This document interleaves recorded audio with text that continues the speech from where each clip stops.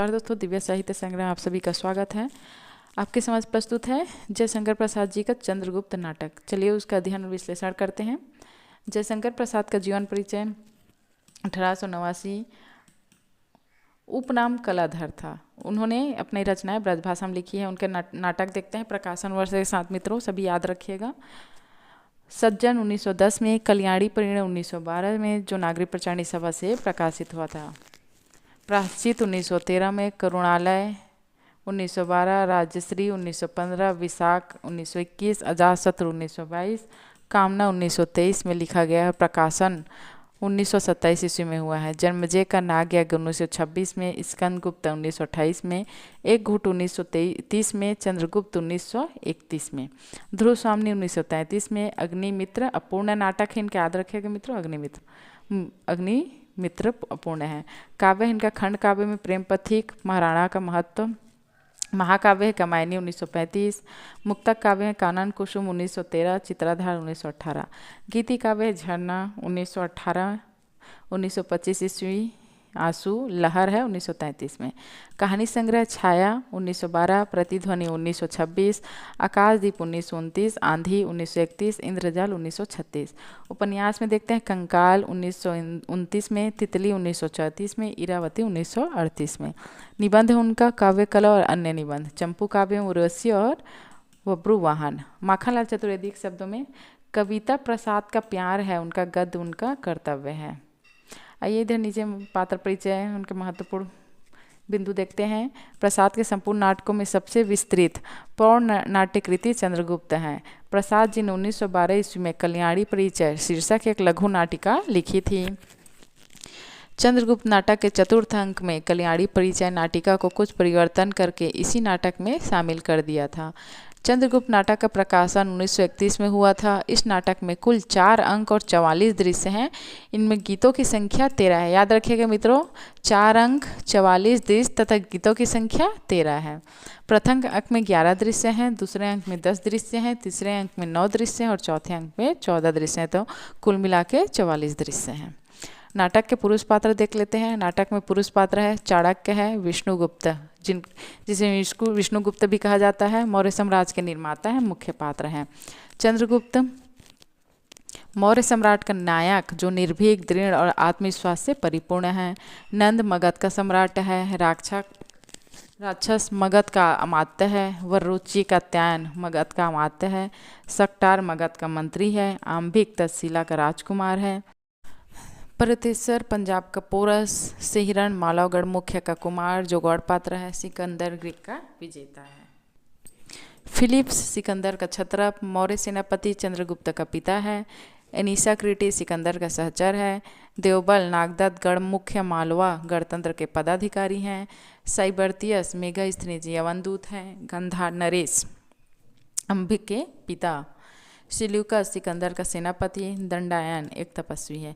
अब स्त्री पात्र देखते हैं मित्रों। अलका तक्षशिला की राजकुमारी है। कल्याणी मगध की राजकुमारी हैं। नीला लीला कल्याणी की सहेलियां हैं। मालविका सिंधु देश की कुमारी मुख्य नारी पात्र है। संघर्षशील स्वाभिमानी स्त्री जो अशिक्षित भी है। कार्नेलिया सिल्यूकस की पुत्री है। एलिस कार्नेलिया की सहेली है। सुवासनी कौन है? शक्टार की कन्या है। चंद्रगुप्त नाटक की कथा को 4 भागों में विभाजित किया गया है। सिकंदर का भारत पर आक्रमण प्रत्यावर्तन, मगध सम्राट नंद का विनाश, चंद्रगुप्त तक मगध का सिंहासन। तीसरा में चंद्रगुप्त की सुदूर दक्षिण भारत में विजय और मगध के षड्यंत्रों की समाप्ति। चौथा आक्रमणकारी सेल्यूकस का पराजय और उसकी पुत्री के साथ चंद्रगुप्त का विवाह। चंद्रगुप्त नाटक में चंद्रगुप्त की राजनीतिक कथा के साथ साथ अन्य कई कथाओं को भी सम्मिलित किया गया है, जैसे सिहरण कल्याणी की कथा, चंद्रगुप्त मालविका की कथा, चंद्रगुप्त कल्याणी की कथा, चंद्रगुप्त कार्नेलिया की कथा, सक्टानंद की कथा, परतेश्वर और कल्याणी की कथा। तो चलिए प्रथम अंक अध्ययन करते हैं मित्रों। चंद्रगुप्त नाटक के प्रथम अंक में तक्षशिला के गुरुकुल मठ का चित्रण। किसका? तक्षशिला के गुरुकुल के मठ का, जिसमें चाणक्य और सिहरण का वार्तालाप होता है। इस अंक में अलक्षेंद्र पर आक्रमण होता है, नंदकुल का विनाश होता है और सभी पात्रों पर संघर्ष दिखाया गया है। प्रथम अंक में क्या 11 दृश्य और 2 गीत हैं। प्रथम दृश्य स्थान तक्षशिला के गुरुकुल में 5 प्रमुख पात्रों का दर्शन होता है। चाणक्य, चंद्रगुप्त, सिहरण, अलका, आंबिक, इन पांचों की चारित्रिक विशेषताएं संकेत से प्राप्त हो जाती है। चाणक्य चंद्रगुप्त और सिहरण के बीच बातचीत करके राष्ट्र के ऊपर आने वाली भावी संकटकालीन स्थिति की ओर संकेत करता है। इसी दृश्य में ब्राह्मणों पर गर्व करने वाला चाणक्य की राजनीतिक दूरदर्शिता, उद्देश्य एवं बुद्धि की कुशलता के भी दर्शन होते हैं। इसके साथ ही साथ सिहरण के प्रति अलका के प्रेम का आकर्षण, उसकी निष्कपटता और राष्ट्रीय भावना का संकेत मिलता है। आंभिक के शब्द बस बस दुधुर से युवक, बता तेरा अभिप्राय क्या है, तुम सब कुचक्र में लिप्त हो, चुप रहो अलका, ऐसी बात नहीं है जो यूं ही उड़ा दी जाए। सिहरण और आंभिक की झड़प, चाणक्य और आंभिक की बातचीत, चंद्रगुप्त का सिहरण के प्रति मित्रता का व्यवहार, अलका और सिहरण का स्निग्धतापूर्ण वार्तालाप मुख्य घटनाएं हैं। दूसरा दृश्य में है, इस अंक में मगध और सम्राटों की विलासिता को दिखाया गया है, जिसमें विलासी युवक और युवतियों का विकार दिखाई देता है। वही नंद, राक्षस और सुहासिनी, यहीं पर सुहासिनी और राक्षस का एक गीत आता है। तीसरे दृश्य में है, पाटलिपुत्र के एक भग्न कुटीर में चाणक्य को अकेला दिखाया जाता है।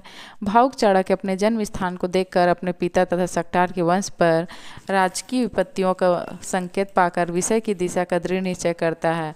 राज्य उलट देने तक आवेश में उदासीन होकर जीवन व्यतीत करने का निश्चय करता है। ये दोनों प्रवृत्तियां उसके मानसिक द्वंद्व का सूचक है। ससाकाल की स्मृति उसकी हार्दिक भावना की ओर संकेत करती है। घरों को पशु की खो कहकर उसका संकोच, बौद्ध धर्मानुयायी उसकी प्रवृत्ति, नंद की ब्राह्मण जाति के प्रति उपेक्षा, चाणक्य के हृदय में नंद के प्रति विरोध एवं प्रतिकार की भावना का बीजारोपण करती है। इसी दृश्य में चाणक्य मगध को उलट देने का संकल्प लेता हुआ खंभा खींचकर गिरा देता है और चला जाता है। चौथा दृश्य कुसुमपुर के सरस्वती मंदिर के उपवन के पथ में राक्षस और सुहासिनी मिलते हैं। अपने जीवन के मधुमय भविष्य की रूपरेखा एक दूसरे के सामने रखते हैं। सुहासिनी अपना विचल प्रेम राक्षस के प्रति प्रकट करती है। बाद में प्रेम की बलिवेदी पर मर मिटने के लिए दृढ़ निश्चयी होकर सुहासिनी के कथनानुसार ही बौद्ध मत का समर्थक बनने को तत्पर हो जाती है। तभी राजकुमारी कल्याणी अपनी सखी नीला के साथ आती है, जो उसे तक्षशिला से लौटे हुए स्नातकों की सूचना देती है। इसी उपवन में 2 ब्रह्मचारियों का प्रवेश होता है। 5वां दृश्य है, मगध में नंद की राजसभा का दृश्य है। यहाँ अमात्य राक्षस के साथ साथ नंद को तक्षशिला से लौटे हुए स्नातकों की शिक्षा पूर्ण करने की सूचना मिलती है। वरिष्ठ मंत्र व रुचि की तक्षशिला विश्वविद्यालय के प्रति सम्मान पूर्वक भावना प्रकट होता है। उसी सभा में चाणक्य के प्रवेश होता है, जो राज्य पर आने वाले संकट की चेतावनी देता है। वह ब्राह्मण धर्म की पुष्टि करता हुआ बौद्ध धर्म की शिक्षा, मानव व्यवहार और राष्ट्र सुरक्षा के लिए अधूरी बतलाता है। उसने यह भी बतलाया कि उसने तक्षशिला विद्यालय में अध्यापक का कार्य करके मगध राज्य का सम्मान बढ़ाया है। अंत में चाणक्य के कथनों से नंद उसे विद्रोही ब्राह्मण कहकर निकालने की आज्ञा देता है। चंद्रगुप्त गुरु के सम्मान की रक्षा करना चाहता है। नंद चाणक्य की चोटी खिंचवाकर सभा से निकलवा देता है। अंत में चाणक्य बंदी बना लिया जाता है।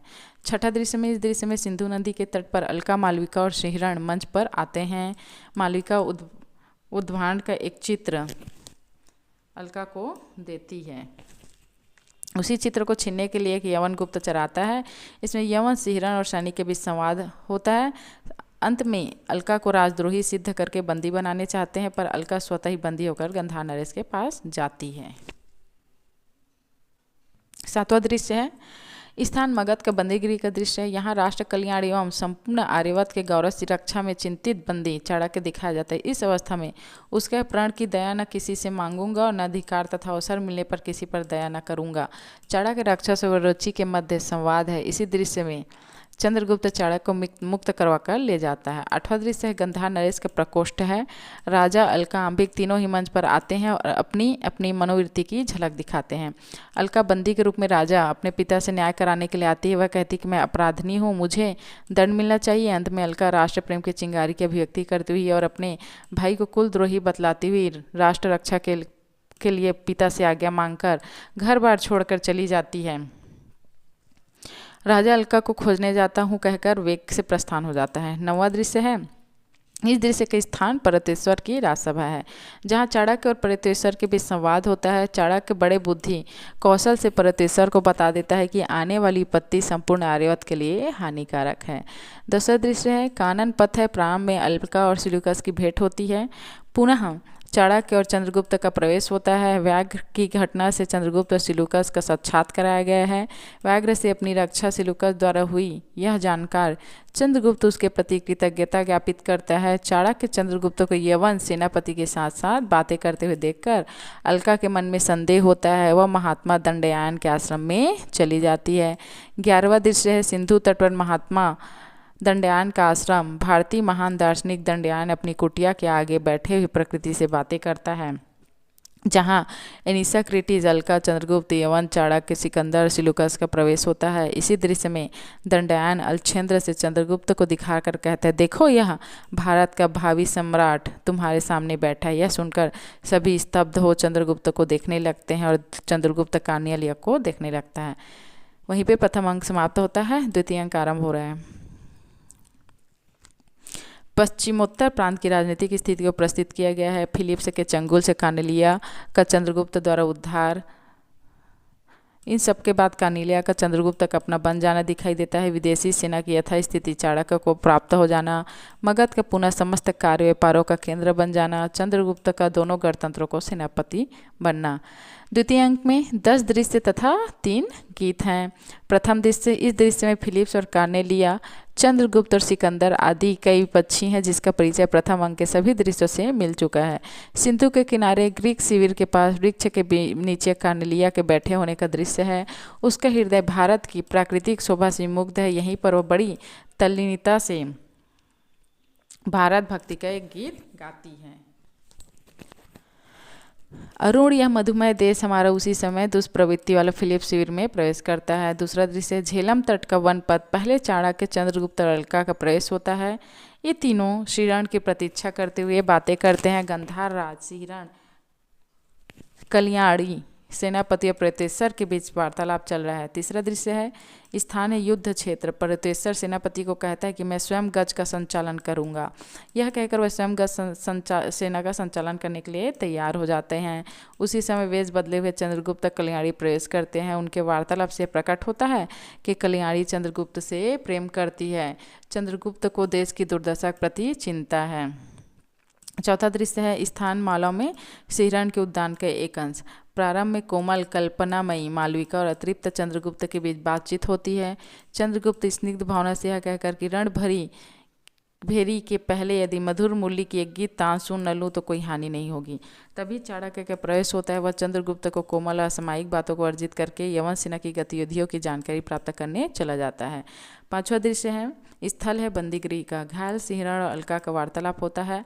अलका श्रीरण को यह बता देती है कि बंदी होना आचार्य चाणक्य को ज्ञात है। अंत में अलका प्रेतेश्वर के साथ चाणक्य की आज्ञा से प्रणय का स्वांग रचकर उसे सिकंदर को भावी आक्रमण में सहायता नहीं देने के लिए बाध्य कर देती है और वह अपने इसी कपटपूर्ण प्रेम के बल पर श्रीरण को मुक्त करा देती है। इस दृश्य में अलका का गीत है, प्रथम यौवन मदिरा से मत प्रेम करने की थी परवाह। छठा दृश्य है, इस दृश्य में मालवों के इस कंधावार में युद्ध परिषद का आयोजन किया होता है। मालव और क्षुद्रकों की सम्मिलित सेना का सेनापति प्रारंभ में नागदत्त आदि के विरोध करने का भी श्रीरण के अभिलाषानुसार चंद्रगुप्त बनाया जाता है। व्यासपीठ से चाणक्य का वक्रता और ओजपूर्ण व्याख्यान होता है, जिसमें यह भी संकेत मिल जाता है कि यवन सहायता के लिए प्रेतेश्वर की सेना नहीं आएगी। यवन सेना में विद्रोह भी हो गया है। सातवां दृश्य है, यह दृश्य बहुत ही छोटा है। प्रेतेश्वर के प्रसाद में अलका प्रेतेश्वर के साथ में अलका और प्रेतेश्वर अपनी विषम समस्या अलका के सम्मुख रखता है, क्योंकि वह अपनी प्रेसी अलका के सम्मुख मालव युद्ध में भाग लेने के लिए प्रतिश्रुत हो चुका है। उधर सिकंदर 8 सहस्त्र अश्वारोही मांगे हैं। ऐसी स्थिति में अलका समझा देती है कि सिकंदर के साथ संधि नहीं पर अधीनता को स्वीकार किया गया है। प्रेतेश्वर 1000 अश्वारोहियों को लेकर सिकंदर की ओर जाने की योजना बनाता है। उसी समय अलका भी उस साथ में जाना चाहती है। यहाँ पर अलका को गीत गाने की इच्छा होती है। प्रेतेश्वर गीत सुनोगे, यह कहकर गीत गाती है। बिखरी किरण अकल व्याकुल हो विरस वदन पर चिंता लेख। आठवां दृश्य है, रावी के तट पर सैनिकों के साथ मालिका और चंद्रगुप्त का प्रवेश होता है। बातचीत में युद्ध के अनुकूल के वातावरण की शीघ्रता प्रकट होती है। उसी समय श्रीरण का प्रवेश होता है। चंद्रगुप्त उसने यवनों की जल सेना पर आक्रमण करने के लिए इसलिए कहा है, कहता है कि जिससे उसकी सामग्री नष्ट हो जाए। उसी समय मालविका अलका को आकर यह सूचना देती है कि प्रेतेश्वर प्रतिज्ञा भंग कर सिकंदर की सहायता के लिए आया है। सिकंदर के दूत को निरादर करके सिहरन लौटा देता है। अंत में सिहरन और चंद्रगुप्त के वार्तालाप से भारतीय राजनीति की यवन राजनीति से श्रेष्ठता सिद्ध होती है और इस समय चंद्रगुप्त सिहरन को यवन राजनीति से लड़ने के लिए सलाह देता है। नवादिश्रय शिविर के समय कल्याणी आर्य चाणक्य से मगध लौटने की आज्ञा मांगती है, पर मनोविज्ञान का पंडित चाणक्य उसे चंद्रगुप्त के प्रेम पूर्ण हृदय को ठेस लगाने के भय दिखाकर रोक लेता है। उसी समय राक्षस का प्रवेश होता है। उसे भावी भय की आशंका दिखाकर उसकी राज्य भक्ति अथवा मगध के प्रति प्रेम को उत्तेजित करते हुए एवं आशंका उत्पन्न करके रोक लेने से उसे लाभ होने की संभावना है। 10वां दृश्य है, यह दूसरे अंक का अंतिम दृश्य है। मंच पर मालवा दुर्ग की भीतरी दरवाज़ा दिखाया जाता है। अलका और मालविका का वार्तालाप होता है। दोनों स्त्रियों की बातचीत से स्त्री सुलभ प्रवृत्तियां प्रकट होती है। अलका में पुरुषोचित पुरुष विद्यमान है, तभी वह आयुध रखने के लिए आग्रह करती है।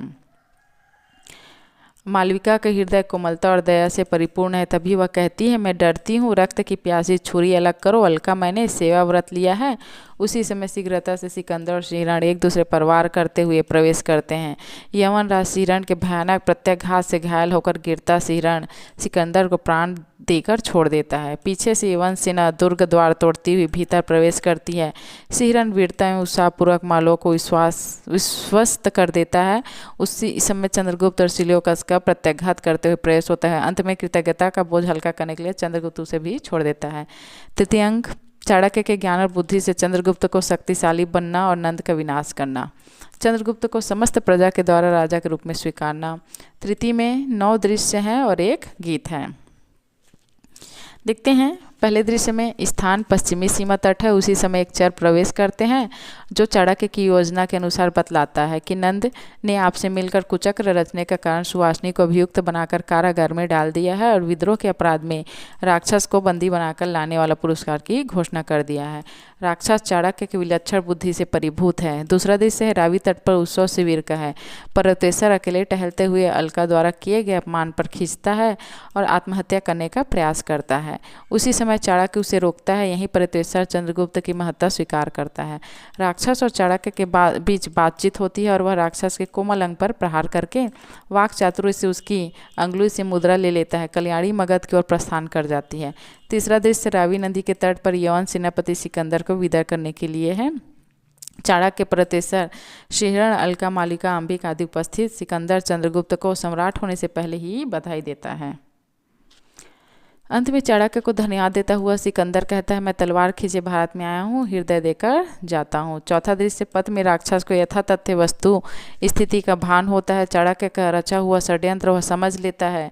सिहरन और अलका का प्रवेश भी मगध शासन की चिंता में होता है। पर्वतेश्वर स्वप्रतिज्ञानुसार मगध जाने के लिए तैयार होता है। दूर की सूझ रखने वाला चाणक्य चंद्रगुप्त को मगध जाने से रोक देता है। अंत में चाणक्य सभी को आश्वस्त कर देता है। पंचम दृश्य स्थान मगध में नंद की रंगशाला। नंद और सुहासिनी का वार्तालाप होता है। नंद के हृदय भी आशंकित हो रहा है, इसलिए दुखी है। उसके कथन से यह सूचना मिलती है कि उसने सेनापति मौर्य को आजीवन अंधकूप का दंड दिया है। सुहासिनी प्रत्यक्ष रूप से राक्षस को प्रेम करती है। नंद के घृणित विचारों की सीमा में वह नहीं आ सकती। संकट के समय में उसका प्रेमी अमात्र राक्षस ही सुहासिनी की रक्षा करता है। यही सुहासिनी गीत गाती है, आज इस यवन के मधुई कुंज में कोकिल बोल रहा है। छठवां दृश्य है। इस दृश्य में कुसुमपुर का वो प्रांत है। मगध के शासन के परिवर्तन का परोक्ष प्रयत्न दिखाई देता है। चाणक्य को मगध पर विजय करने में पूर्ण विश्वास है। कुसुमपुर को देखकर उसकी बाल स्मृतियाँ सजग हो उठती हैं।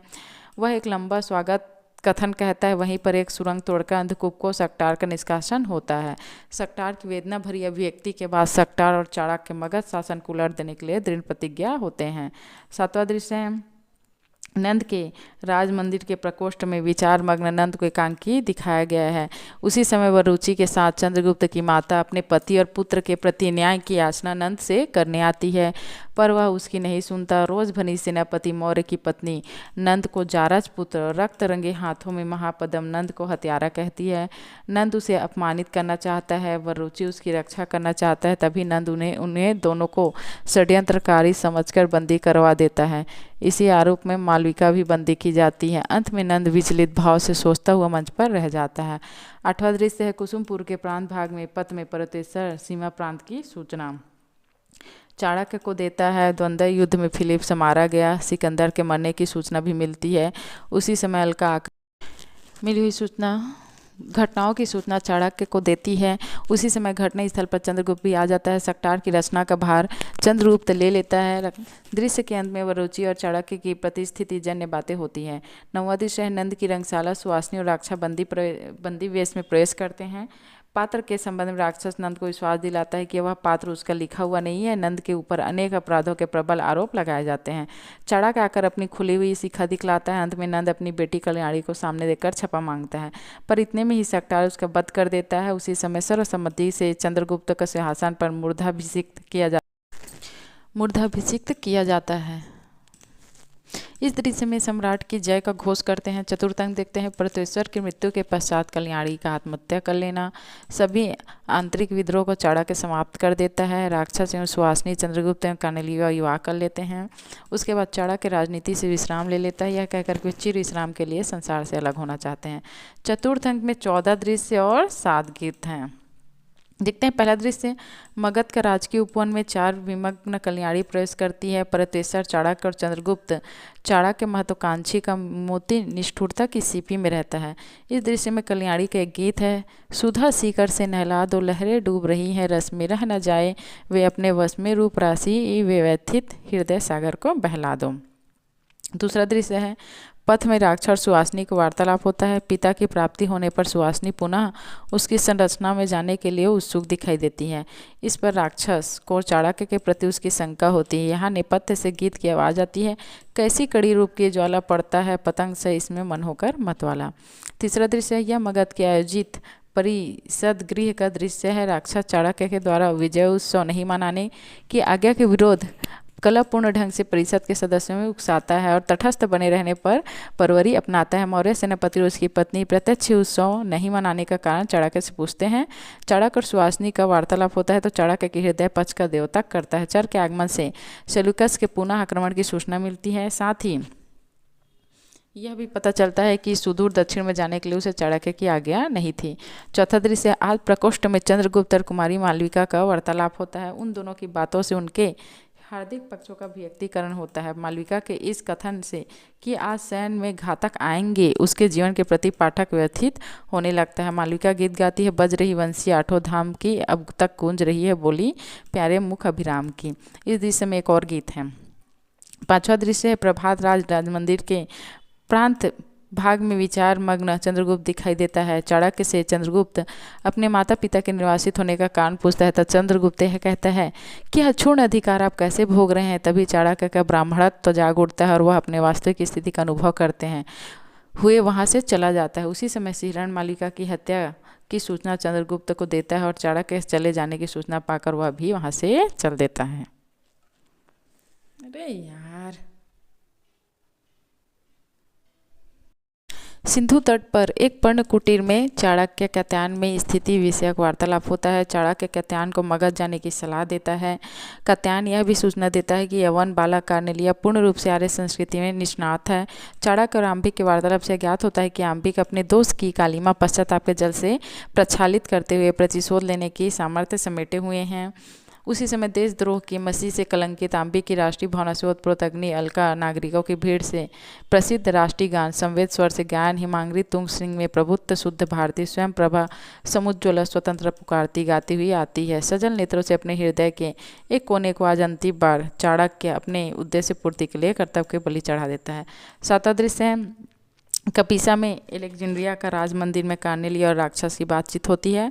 कौनलिया राक्षस को देशद्रोही बताती है और उसी समय राक्षस को चले जाने पर कौनलिया सेल्यूकस से देशद्रोही एवं राक्षस तुल्य राक्षस से पढ़ने से स्पष्ट इनकार कर देती है। 8वां दृश्य है पथ में चंद्रगुप्त और सैनिक का प्रवेश होता है। वह स्वयं ही सम्राट से सैनिक बना स्वीकार करता है क्योंकि हिरण ने बलाधिकृत का पद संभालने से मना कर दिया है, अतः वह पद भी चंद्रगुप्त लेकर और सकटार के नाम एक पत्र लिखकर सैनिक को मगध भेज देता है।